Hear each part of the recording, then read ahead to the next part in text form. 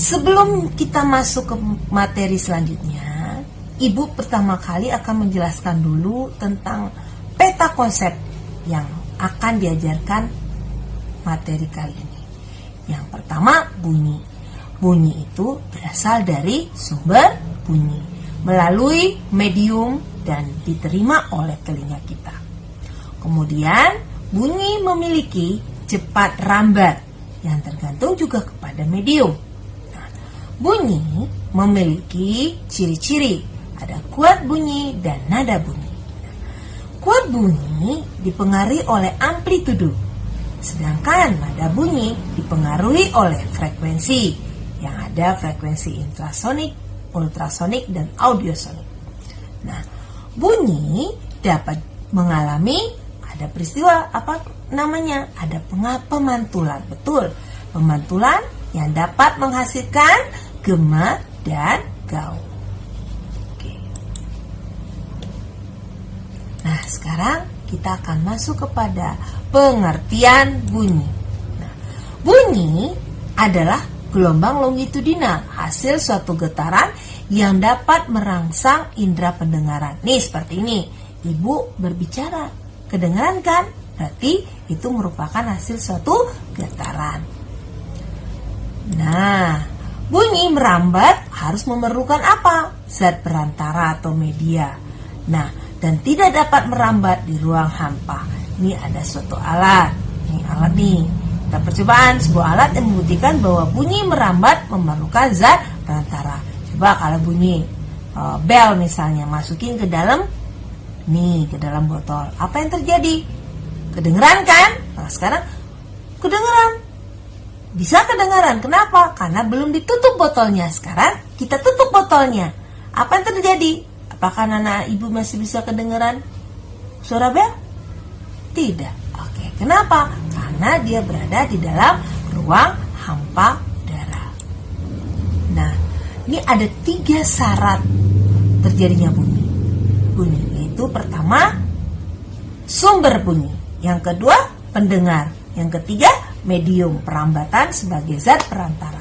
Nih contohnya, ada sumber bunyi, nih benda yang bergetar seperti ini gendang, ketak ketak ketak ketak. Nah, ini ketak ketak ketak juga sumber bunyi. Nah, kemudian ada pendengar. Pendengarnya gimana? Nih ada orang, kalau misalnya dia tidak dapat mendengar dengan baik, apakah dia bisa mendengar kita berteriak atau berbicara kencang-kencang? Kedengeran nggak? Tidak akan kedengeran. Jadi harus mempunyai pendengaran yang baik. Kemudian ada medium perambatan. Seperti ini. Nah, sekarang kita bunyi, coba tepukan. Coba anak-anak tepuk tangan dulu, taruh di telinga. Sampai nggak kedengeran nggak? Kedengeran. Berarti termasuk gelombang apa? Jenis bunyi itu. Ada yang tahu? Oke, kalau ada yang tahu, ya betul sekali. Gelombang longitudinal. Gelombang longitudinal seperti kita dijelaskan minggu kemarin adalah gelombang yang arah rambatannya sejajar dengan arah getarnya. Nah, ini contohnya pakai selingki. Ini selingki, lihat. Digerakkan, rapat, renggang. Rapat, renggang, rapat, renggang. Nah, ini lebih jelas lagi. Nah, ini ada gelombang bunyi di udara. Kita menggunakan garpu talak. Kelihatan sekali anak-anak. Ini ada rapat, nih kelihatan rapat. Ada renggangnya. Oke. Nah, sekarang kita masuk kepada cepat rambat bunyi. Apa itu cepat rambat bunyi? Ya, jarak yang ditempuh dari sumber bunyi ke pendengar dalam selang waktu tertentu. Nah, cepat rambat bunyi dirumuskan adalah jarak tempuh dibagi dengan waktu. Dapat dirumuskan V sama dengan S per T. V itu apa? Cepat rambat bunyi. Satuannya meter per sekon. S adalah jarak yang ditempuh. Satuannya meter. T adalah waktu yang ditempuh. Satuannya sekon. Oke. Nah, sekarang Ibu akan kasih contoh soal seperti berikut. Ani melihat kilat atau petir ya, dan 3 sekon kemudian terdengar bunyi burung. Gunturnya kedengaran. Jika cepat rambat bunyi di udara udara 340 meter per sekon, berapakah jarak Ani dengan tempat terjadinya guru tadi atau petir tadi? Nah, penyelesaiannya diketahui V sama dengan 300 meter per sekon. Apa itu V tadi? Cepat rambat bunyi. Kemudian waktunya berapa? 3 sekon. Nah, ditanyakan jarak Ani dengan tempat terjadinya petir S. Berarti rumusnya kita balik lagi ke sini. V sama dengan S per T. Nah, kita balik. Cari S bagaimana? S adalah V kali T sama arti, yaitu 340 meter per sekon dikalikan dengan 3 sekon. Hasilnya berapa? 1020 meter. Ya, bagus. Sudah paham anak-anak? Oke, nanti kita akan latihan soal. Kemudian, Ibu akan masuk pada percobaan mengukur cepat rambat bunyi. Pada tahun 1934, 2 orang ahli fisika dari Belanda yang bernama Moll dan Van Beek melakukan percobaan mengukur cepat rambat bunyi di udara dengan menembakkan sebutir peluru dari meriam. Nah, dari percobaannya tersebut didapatkan hasilnya sebagai berikut dalam berbagai suhu. Pada suhu 0 derajat Celcius didapatkan cepat rambat bunyinya 331 meter per sekon, dan pada suhu 15 derajat Celcius didapatkan cepat rambatnya 340 meter per sekon, dan pada suhu 25 derajat Celcius didapatkan kecepatan rambatnya 347 meter per sekon. Nah, dari hasil percobaan tersebut, maka cepat rambat bunyi di udara tergantung kepada suhu udara. Betul, karena semakin tinggi suhu udara, nih kelihatan 0, 15, dan 25 derajat Celcius, apa yang terjadi? Suhu udaranya tinggi, berarti cepat rambat bunyinya juga besar. Nah, dan sebaliknya, semakin rendah suhunya, maka semakin kecil pula cepat rambat udara. Cepat rambat bunyi ini tidak tergantung kepada tekanan udara, tetapi kepada suhu udara. Ya, betul. Nah, sekarang zat perantara bunyi. Nah, bunyi dapat didengar jika merambat melalui media. Betul kan? Tadi sudah ada syaratnya. Nah, sekarang kita dapat melihat bunyi itu didengarkan dengan zat padat, zat cair, dan gas. Nah, ini ada tabel dapat rambat bunyi dalam berbagai zat. Contohnya ya, misalkan udara 340 meter per sekon cepat rambat bunyinya. Helium 977 meter per sekon. Air 1500 meter per sekon. Marmer 3610 meter per sekon. Batu bata 3700 meter per sekon. Kayu 3.850 meter per sekon. Aluminium 5.000 meter per sekon. Besi 5.120 meter per sekon. Dan baja 6.000 meter per sekon. Nah, anak-anak Ibu bisa lihat. Nah, berarti apa yang dapat disimpulkan sama anak-anak? Coba Ibu dengar. Iya, betul. Bahwa zat padat mempunyai cepat rambat yang paling cepat daripada gas. Oke. Nah, ini dia. Bahwa cepat rambat bunyi paling cepat pada zat padat dan paling lambat di dalam gas. Hal ini disebabkan karena molekul-molekul pada zat padat lebih rapat daripada molekul-molekul zat cair, dan molekul-molekul pada zat cair lebih rapat daripada gas. Oke, yang paling cepat adalah zat padat. Betul sekali. Nah, ini contohnya perambatan bunyi pada zat padat, yaitu seperti benda dipukul atau benang yang dirambatkan pada kaleng dan dapat kita dengarkan. Itu contoh dari salah satu bunyi pada zat padat. Nah, sekarang zat cair. Nah, gimana contohnya? Oke.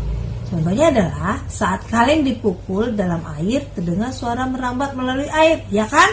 Nah, Ibu dengarkan kan? Ya, oke. Sekarang perambatan bunyi di udara. Contohnya suara kita ini terdengar pada saat orang lain berbicara. Ini seperti ini, kayak ibu sekarang berbicara, anak ibu mendengarkan. Oke. Batas pendengaran manusia. Manusia memiliki keterbatasan pendengaran. Oleh karena itu tidak semua benda yang bergetar bisa terdengar bunyinya oleh manusia. Nah, manusia hanya mampu mendengar bunyi dengan frekuensi 20 sampai 20 ribu Hz. Jadi benda yang jumlah getarannya dalam 1 sekon kurang dari 20 Hz atau lebih dari 20 ribu Hz atau Hz tidak dapat terdengar oleh bunyinya oleh kita manusia. Oke, lanjut. Berdasarkan batas pendengaran manusia, bunyi dapat digolongkan menjadi 3, yaitu infrasonik, audiosonik, dan ultrasonik. Ini artinya apa? Infrasonik berarti bunyinya mempunyai frekuensinya kurang dari 20 Hz. Contohnya apa? Jangkrik, anjing, angsa, kuda, panda, gajah, dan lain-lain. Nah, antara 20 Hz sampai 20.000 Hz inilah yang dapat didengarkan oleh kita manusia. Lebih dari 20.000 Hz itu namanya ultrasonik. Itu tidak dapat didengar manusia, tetapi dapat didengar oleh kelelawar dan lumba-lumba. Artinya gimana? Bahwa batas pendengaran manusia itu hanya 20 Hz sampai 20.000 Hz. Nah, oke, sudah paham anak-anak? Oke, lanjut. Nah, ini contohnya. Anjing mampu mendengarkan infrasonik dan ultrasonik, sehingga anjing kadang dijadikan sebagai hewan penjaga rumah karena pendengarannya yang sangat kuat. Itu makanya anjing itu digunakan oleh polisi untuk mencari atau mencium ciri-ciri atau mencari fakta, bukti kalau ada kejahatan. Nah, yang kedua tentang kelelawar. Nah, ini kelelawar. Kelelawar menggunakan ultrasonik sebagai alat penyuara gema untuk terbang dan berburu. Kelelawar mengeluarkan decitan yang sangat tinggi dan menggunakan telinganya untuk menangkap mangsa. Gema itu memberitahukan kepada kelelawar mengenai lokasi mangsanya dan rintangan di depan pemusuhnya. Oleh karena itu, meskipun kelelawar tidak dapat melihat, tapi dia dapat terbang di malam hari tanpa menabrak benda apapun.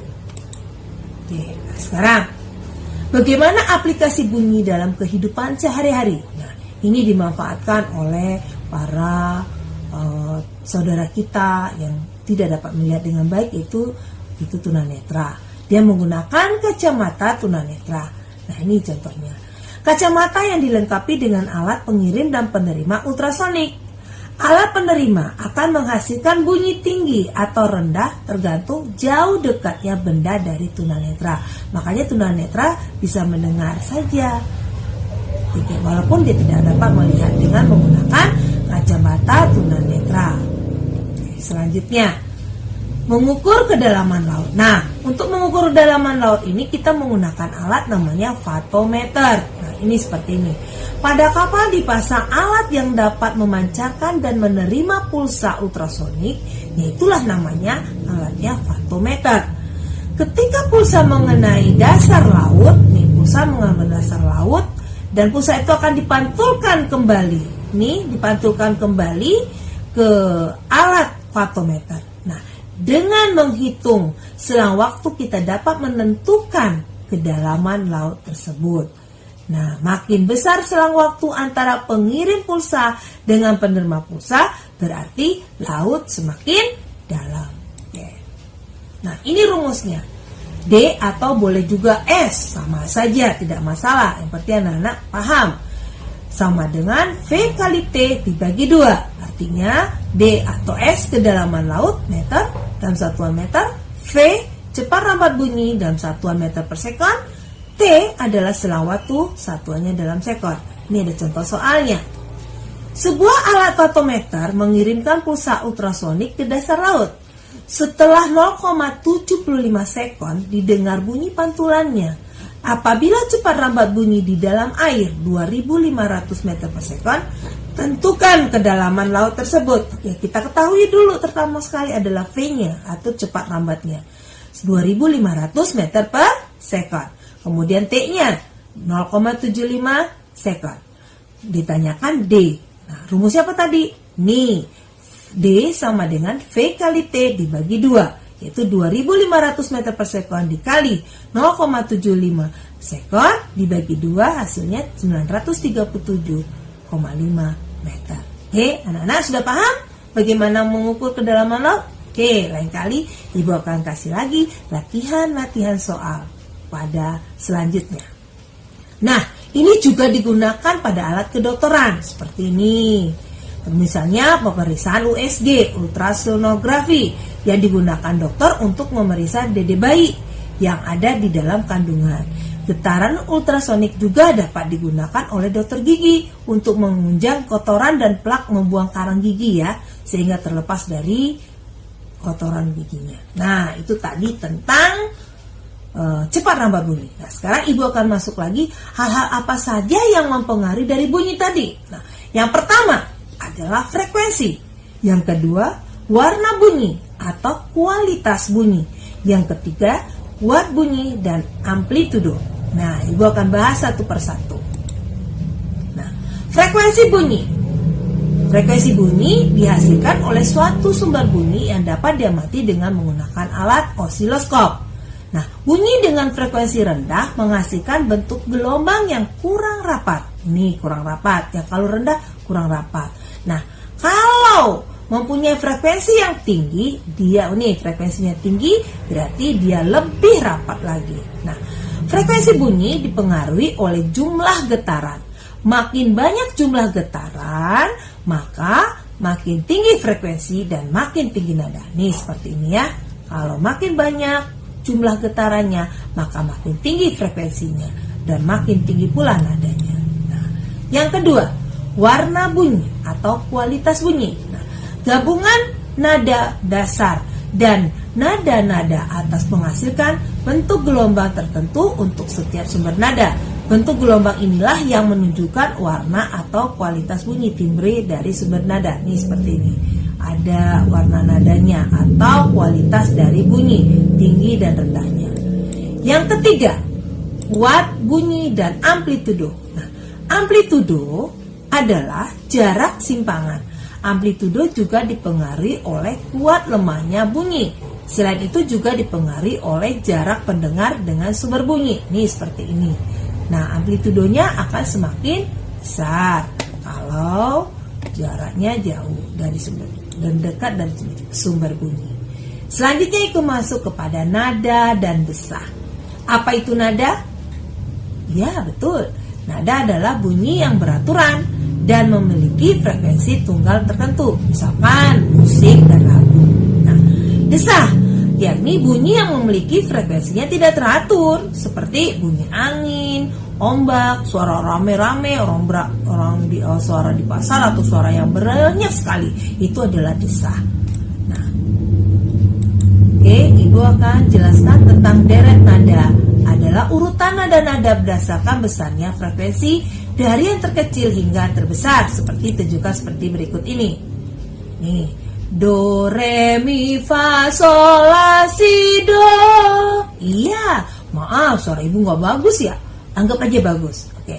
Nih jarak nadanya, nih 1, do ke re 1, mi 1, mi setengah, fa sol 1, 1, la, dan terakhir setengah.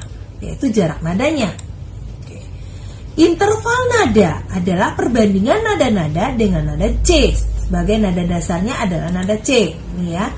C, D, E, F, G, A, B, C 1 atau C aksen. Nah, berapa perbandingannya? C 24, D 27, E 30, F 32, G 36, A 40, B 45, C aksen atau C1 48. Kenapa? 2 kalinya. 24 dikali 2 hasilnya 48. Oke. Sekarang saya akan masuk kepada bunyi hukum Mersenne, yakni tinggi rendahnya nada. Perbandingan terbalik dengan panjang senar, dilambangkan dengan L. Yang kedua, berbanding lurus dengan akar kuadrat tegangan senar. Yang ketiga, berbanding terbalik dengan akar kuadrat luas penampang senar. Nah, yang keempat, berbanding terbalik dengan akar kuadrat massa jenis senar atau dalam rho. Nah, ini rumusnya. F sama dengan 1/2 kali L akar dari F dibagi A kali rho. Itu rumus dari hukum persen. Sekarang Ibu akan bahas tentang macam-macam pemantulan bunyi. Sini akan Ibu bahas tentang bunyi pantul yang memperkuat bunyi asli, gaung dan kerdang atau kerdang. Yang ketiga adalah gema. Oke, nah ini dia. Bunyi pantul yang memperkuat bunyi asli, yaitu bunyi pantul yang memperkuat bunyi asli terjadi apabila jarak antara sumber bunyi dengan dinding pemantul dekat. Nah, ini. Nah, sekarang Ibu masuk kepada gaung dan kerdang. Gaung dan kerdang adalah bunyi pantul yang terdengar sebagian bersamaan dengan bunyi asli, sehingga bunyi terdengar tidak jelas. Nah, contohnya bunyi di aula misalnya seperti ini, bunyi asli ya, saudara. Bunyi pantulnya saudara. Yang terdengar saudara. Lanjut. Gema. Nah, apa itu gema? Gema adalah bunyi pantul yang terdengar setelah bunyi asli. Gema terjadi apabila jarak antara dinding pemantul dengan sumber bunyi agak jauh. Contohnya bunyi di lereng gunung atau bukit.